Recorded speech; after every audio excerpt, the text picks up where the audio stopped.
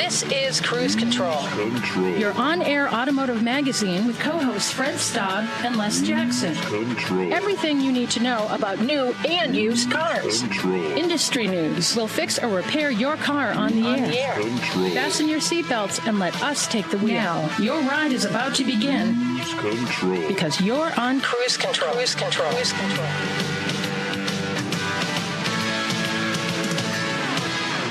And welcome to Cruise Control, your on-air automotive magazine. It's that time again, everyone. Buckle up and get ready because we've got a great hour of automotive information, new reveals, new studies. Les Jackson will show his collection of seatbelt buckles. It's going to be great. Right, Les? You've been collecting a while, haven't buckles, you? Yes. Seatbelt buckles and parking tickets. All right. I have a huge collection. Huge collection. Well, we're going to start this hour with a question. What vehicle is more American than an F-150? Les, do you know? Any idea? I would say a Navy F-14 Hornet. Not necessarily a vehicle, but it does move you around very quickly. But and it is American. No, it but is you're American. Right. The F-150 is, that's America, right there. Well, we're going to take a look at the 2024 Cars.com American-Made Index, and the F-150 is not in the, I don't know, top 20. So we'll really? talk about it. Yeah, really, we'll talk about that. Wow. It's going to be a good story and tell you which ones are the most American made and how they figure it out too. So there you go. And speaking of American, should American car manufacturers pull out of the Chinese market? One analyst says, "Yep, let's do it now." Yeah, you think about GM. That's been a big part of their business plan, and they did so well with Buick early on. But who knows? Maybe it's time. We'll talk about what this analyst has to say. And BMW celebrates its X5. Can you believe it? The BMW X5 is 25 years old, and they're celebrating with a special anniversary model. We'll tell you a little bit about it. All built in South Carolina. That is on the list as a USA-built vehicle. We'll talk about that. Absolutely. And Toyota says it will build performance cars, but it can't do it alone. So we'll tell you who's going to help them. Yeah, I mean, we've seen them team up with the likes of BMW and Subaru, and, let's see what happens. We're going to see a lot more of these in the automotive industry as people start spending on things like electric vehicles and self-driving and safety technology. They can't go it alone. So they're going to take a look at that. And a new study says insurance claims are getting a lot more expensive. I just had a friend get his vehicle hit in the back, and it was $7,500 in parts alone. Ooh. So all that, and we're going to have an at-the-wheel review of the Honda Passport Trail Sport Edition coming up on Cruise Control, your on-air automotive magazine.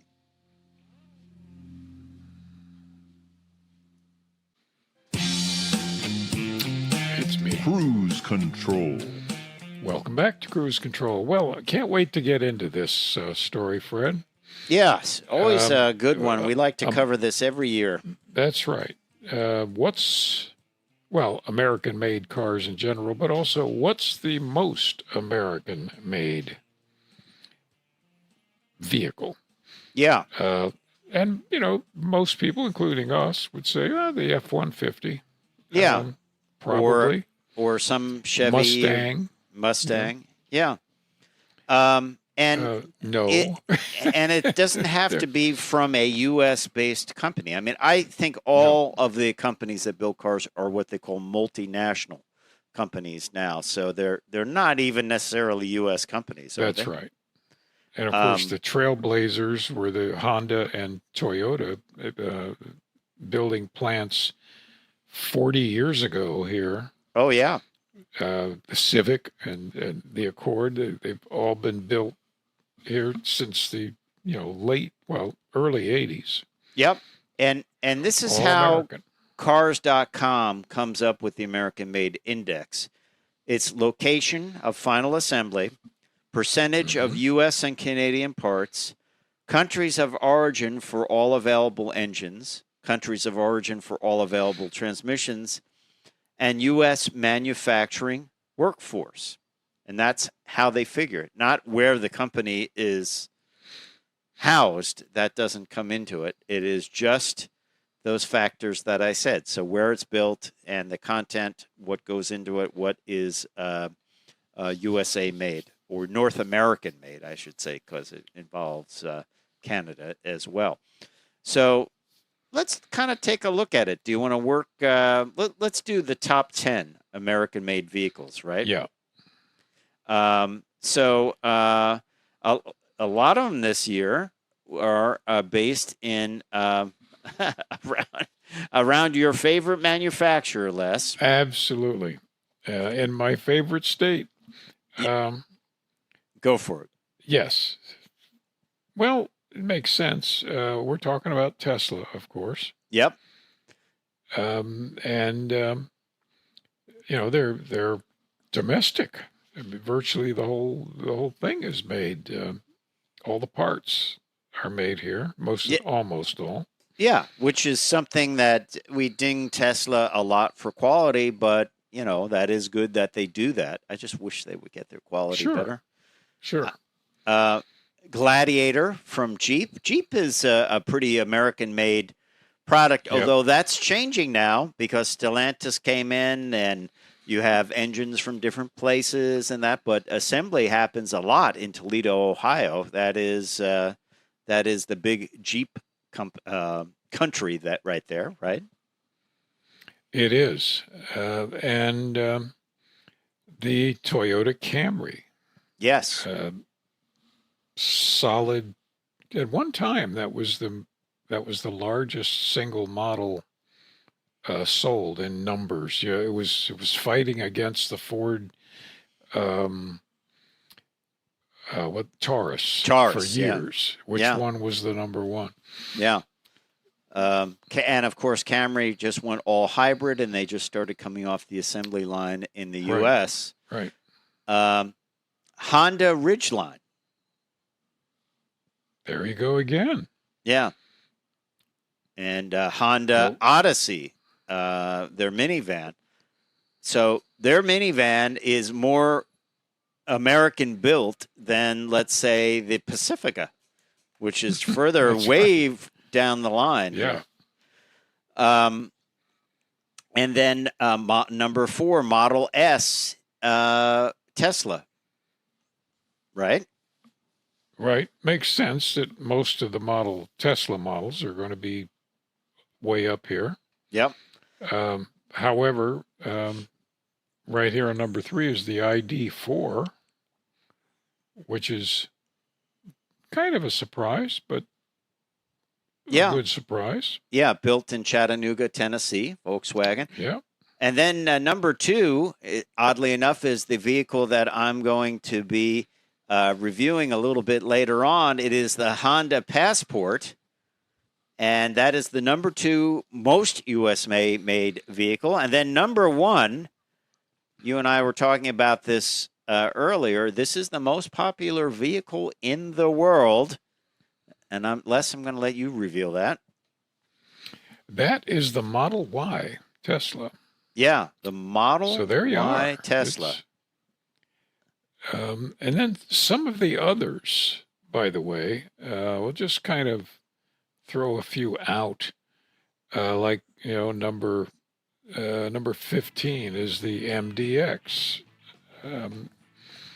And number 16, the Grand Highlander Toyota. And you're not hearing any domestic names, are you?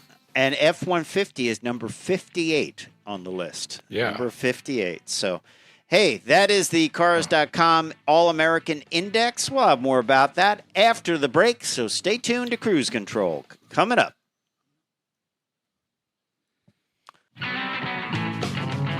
Cruise control. And welcome back.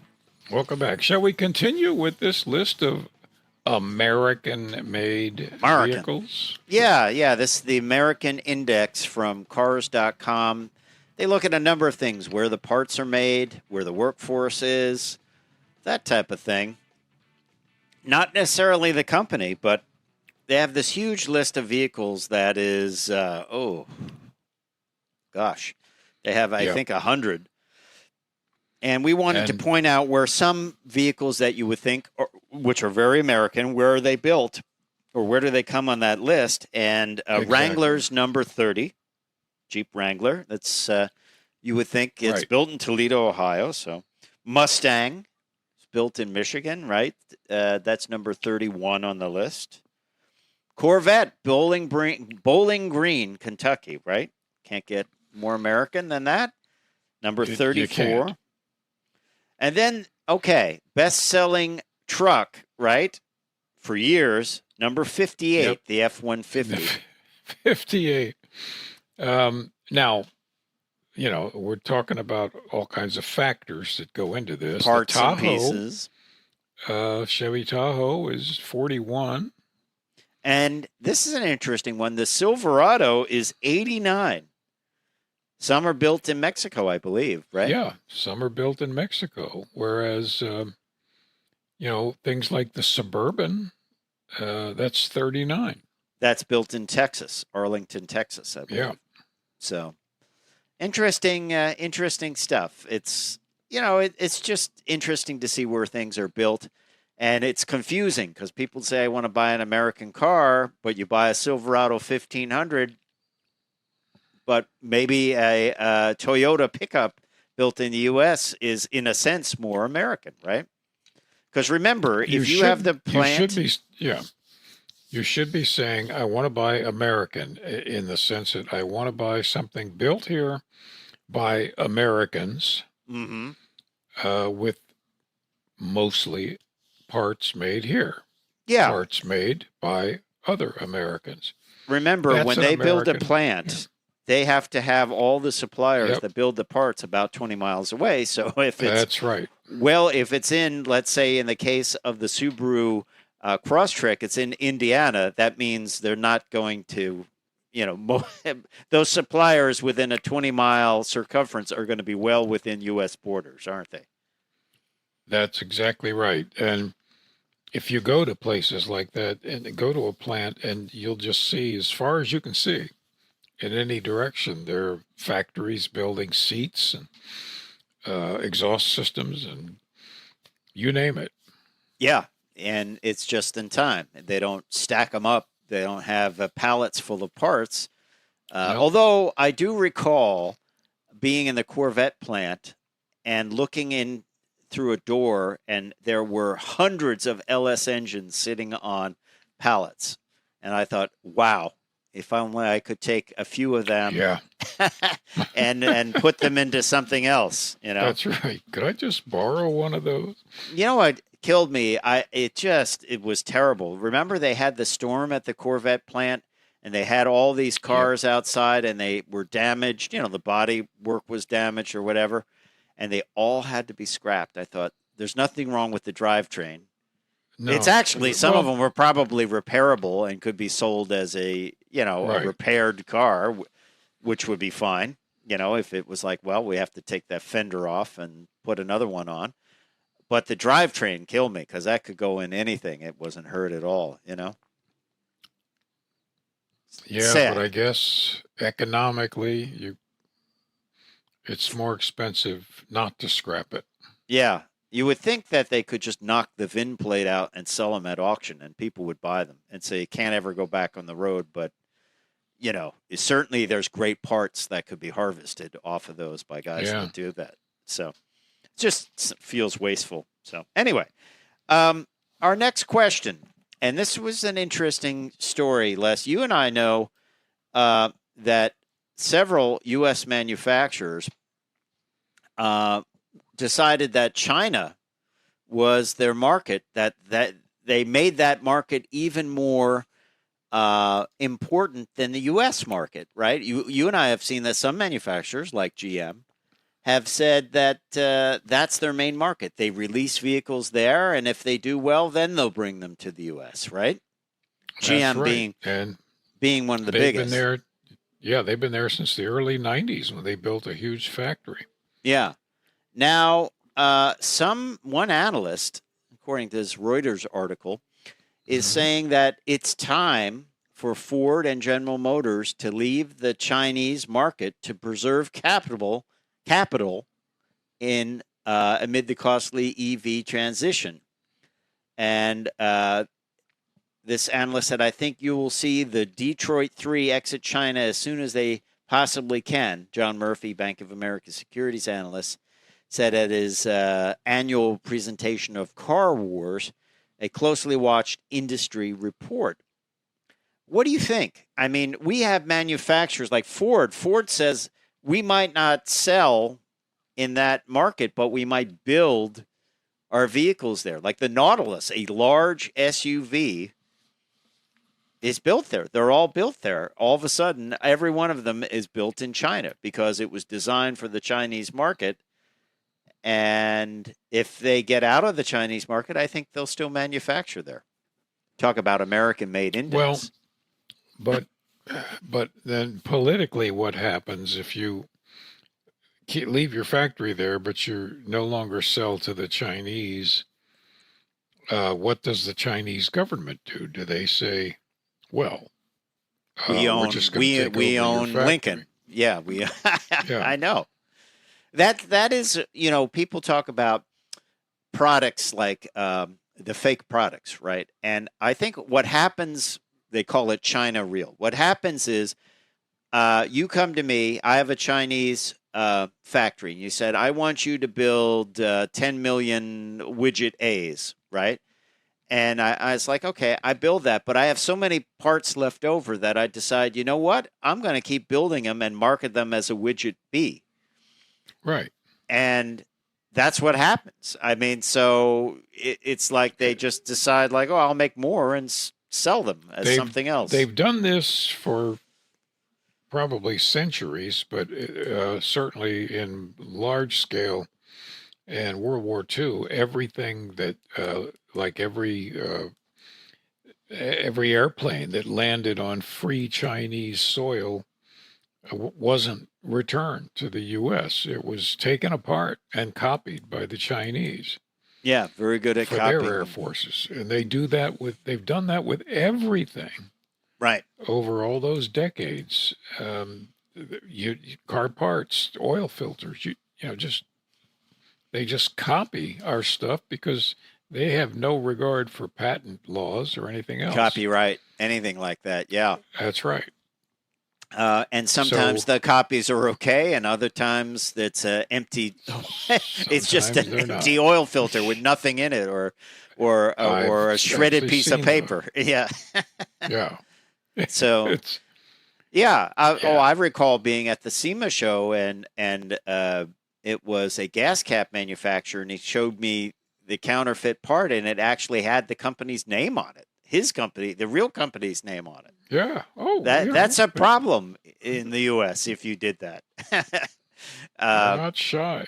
They're not shy about that. So, what do you think will happen? I mean, this is kind of a bad play for GM that they made this such a big deal, and Buick did well, very well. That kind of revived that brand. Now they're building Buicks in China. But if they pull out of that market, do they just stop building them? I don't know. Or do they do like Ford? We'll keep building them there, but we don't sell them there. I don't know. It seems like a bad deal. Well, the Chinese will keep building because they have all of the software. They have all of the tooling. Yeah. They'll just keep going. They'll just sell them as something else. Yeah. Well, we'll stay on this, and we got plenty more Cruise Control coming up. So stay tuned to Cruise Control, your on-air automotive magazine with Fred Staab and Les Jackson. We will be right back.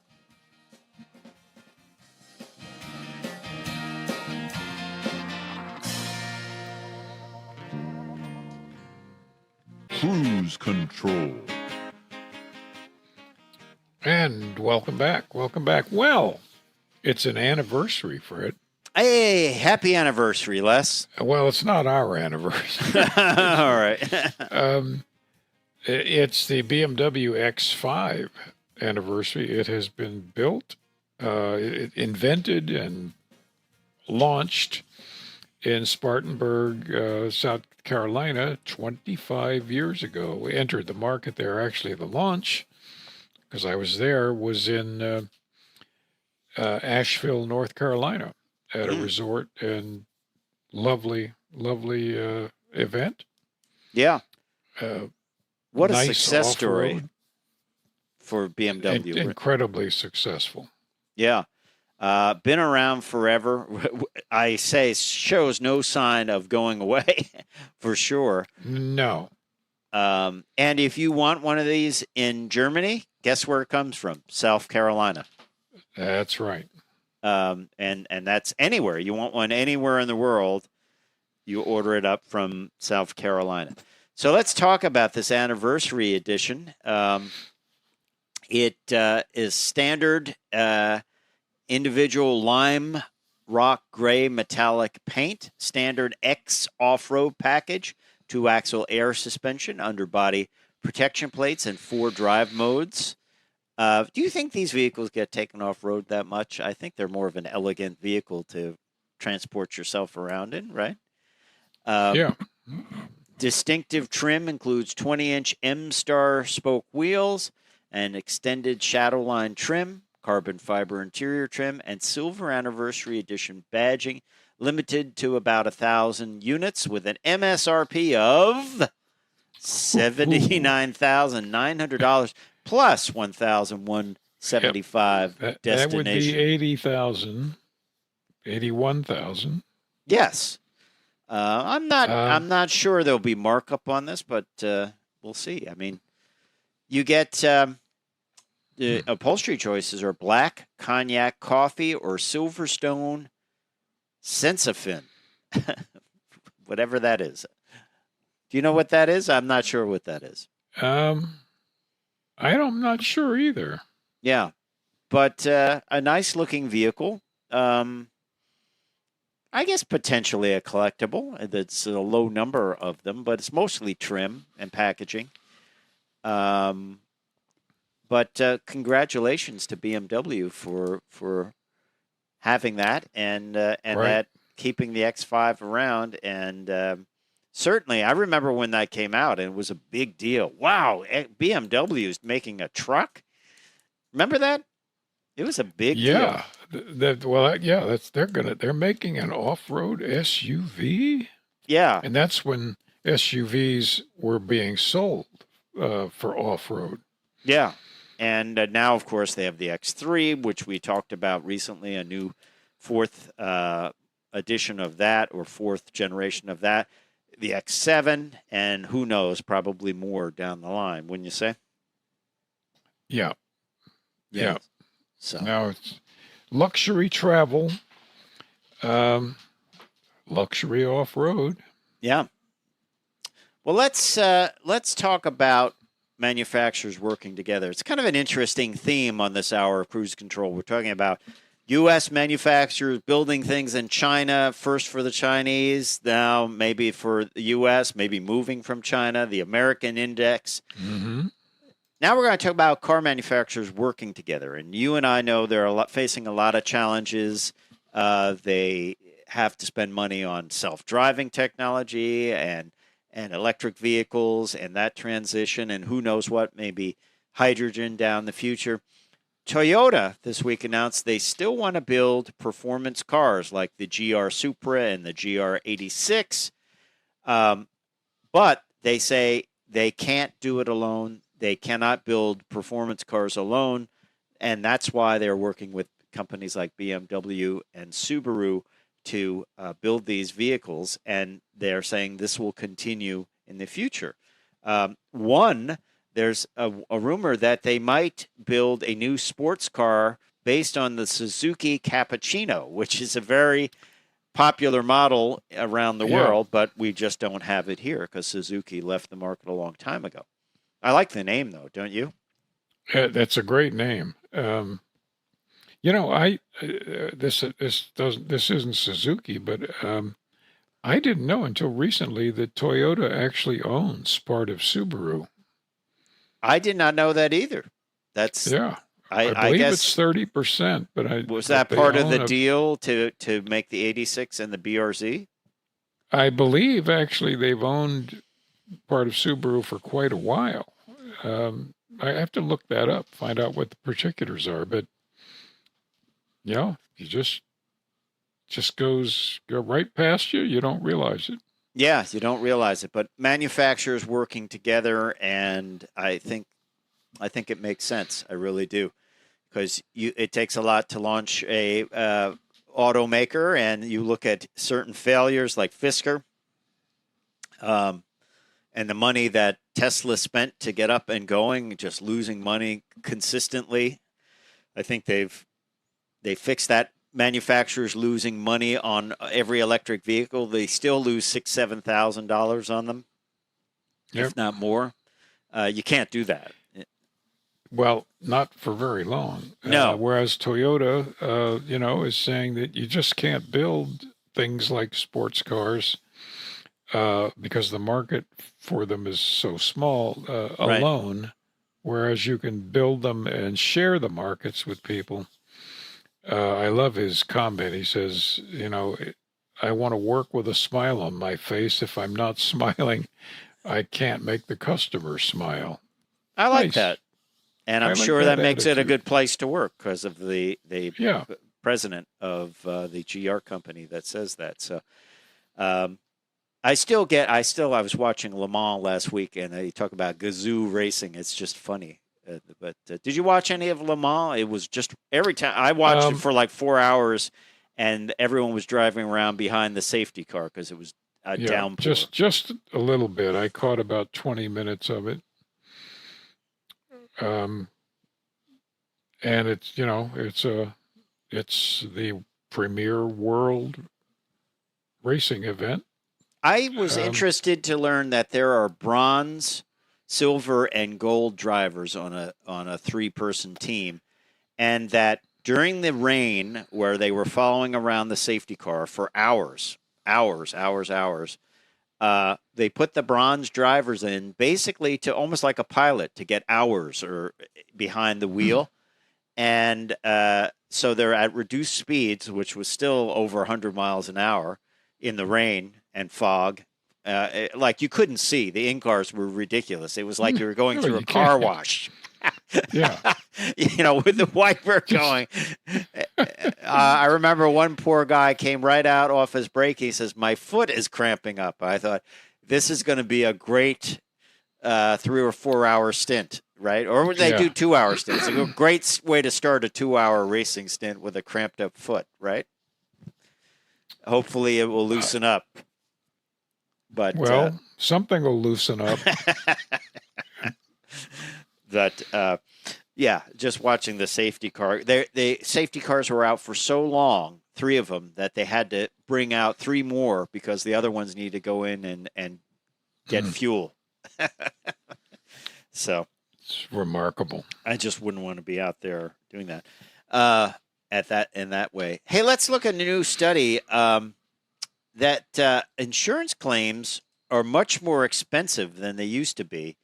As I always say, like things like a tail light or headlight could be $1,000 or multiple $1,000s.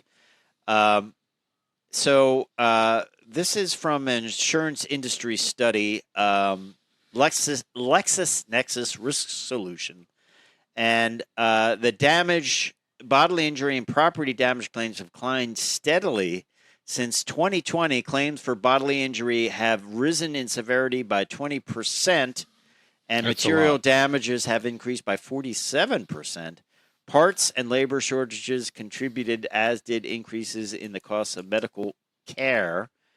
There are 43 states plus Washington, D.C. that require $25,000 or less in coverage, while 4 states have a minimum $30,000 coverage, and 3 others have minimums of $50,000, barely covering the average new car vehicle price in the United States. And when you think about that, the average price going up does not only affect what you pay in the dealership, but it affects what you pay just using the vehicle, right, and insuring it. Yeah, that's right. And again, think about it. The vehicle prices have shot up kind of exponentially in the last 5 or 6 years. So, so the price to fix them has also followed that. Also, uninsured motorists have shot up.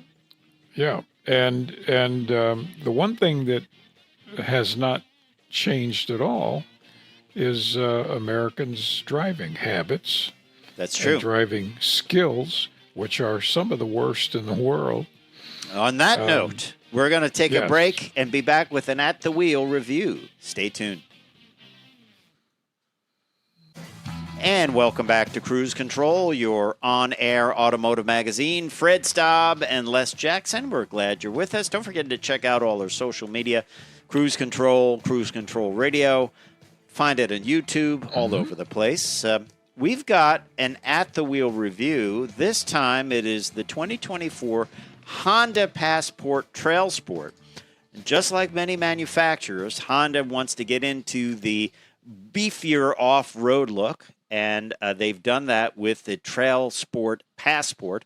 Passport starts out as the truckiest Honda, I believe, out there when it comes to SUVs. And they've upgraded this one. Trail Sport is designed for off-roading. This is a 5-passenger SUV. They've put in 20-inch alloy wheels, more aggressive tires. They have fairly aggressive tires that are fairly noisy on the road, to be accurate. They have the mud gripping sidewalls. These things do. Overall, the interior seems large in this vehicle. It's a high roof line. On the inside, you get the orange Trail Sport logos and the orange piping on the seats and stitching on the seats, which goes through the interior. It's also found on the door cards. Very car-like inside. A lot of soft touch, high-grain materials. A lot of black, as usual. This was interesting. They have an old foot-operated parking brake. No electronic parking brake on the Passport, which is kind of a throwback. But overall, the interior is very car-like. Push-button shifter. All the amenities are there. Yes, there are plenty of buttons for everything, which is nice to see. And we like that a lot. Heated front seats with a button to activate them. No big touchscreen. Even a heated steering wheel button on the steering wheel. Gauges are clear and analog, but a bit austere, I thought. Push-button screen, had Garmin navigation. If you don't like that, you can use Android Auto or Apple CarPlay. Controls were large, easy to see. There was a volume knob for the radio. Out back, kind of unique setup for the rear seat. You also get the orange stitching and all that. Decent leg room. There's a 2-prong power port for 110 on an inverter, a couple of USB-C connections, cup holders, of course, nicely found in the door cards and the door handles. I thought that was a nice addition. Screens to keep the sun down. Good rear legroom, flat floor in the back, which is welcome with a ruggedized rubber seat covering, and then full flat rear seats, which is nice, flat floor for that. I found this kind of unique. You can slide the seat up, basically all the way up, to get more room in the back without folding it down. Overall, car-like on the inside, very Honda. You know you're in a Honda. A lot of parts and pieces look very, very similar to some of the cars even. Out back, a tremendous amount of storage. This is a 5-passenger, so no third row. So a great amount of storage, really, really well-finished back area to the vehicle, kind of with a carpeting type material. You get a remote seat release and a power outlet for 12 volts. And then underneath, if you flip up the storage floor, There is a large storage bin, plastic bin, which is nice. And if you flip it one flip further, yes, you get a spare tire, which is really nice to see. These vehicles come with a V6, 280 horsepower V6. Kind of rare these days to get a V6 and not a Turbo 4. This one had the VTM4 all-wheel drive system. Mileage, not great on this vehicle for the Trail Sport. It is 19 city, 24 highway, 21 combined. Ours was in a very, very nice red, which is an upcharge of $455. Radiant red metallic, that is an upcharge for that. And as I said, the Trail Sport package comes in. The base build is $44,955. That is the total MSRP. I take that back. Base price is $44,500. We added the $455 for the red metallic, and destination was $1,395. Total MSRP $46,350. Ride quality less. These tires kicked up quite a bit of noise. I think it's just because they have a lot of tread and they have a lot of they catch a lot of air. But it is the look people are going for. These are 18-inch tires, and I would say it's a soft off-roader. It is an off-roader that's trying to look a little bit tougher, but I would not take this on the Rubicon Trail.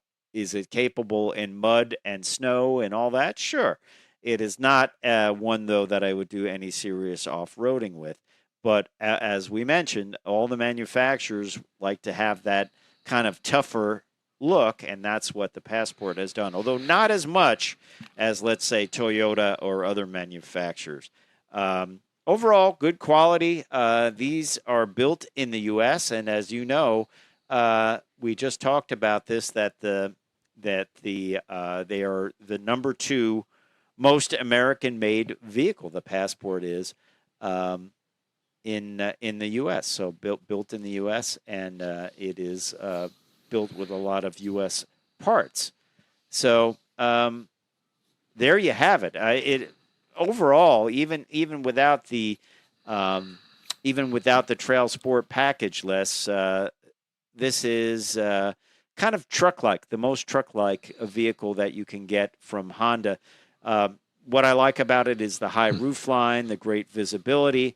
The big greenhouse in the vehicle.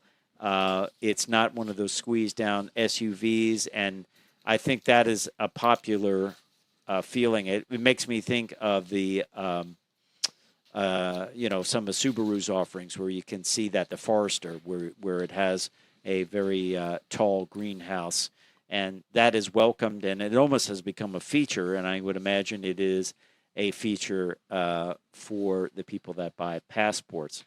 So overall, I would say as a package, the Trail Sport is kind of a very light off-roader. It's mostly all-terrain tires. I don't think they've done anything to the ride height, but it's kind of a looks thing. I guess it gives it a little bit more capability, but is it worth it? It's about roughly a couple of $1,000 upgrade. They call it an off-road tuned suspension, trail ready all-terrain tires. You have to decide if that's a look that you want for yourself. Yeah.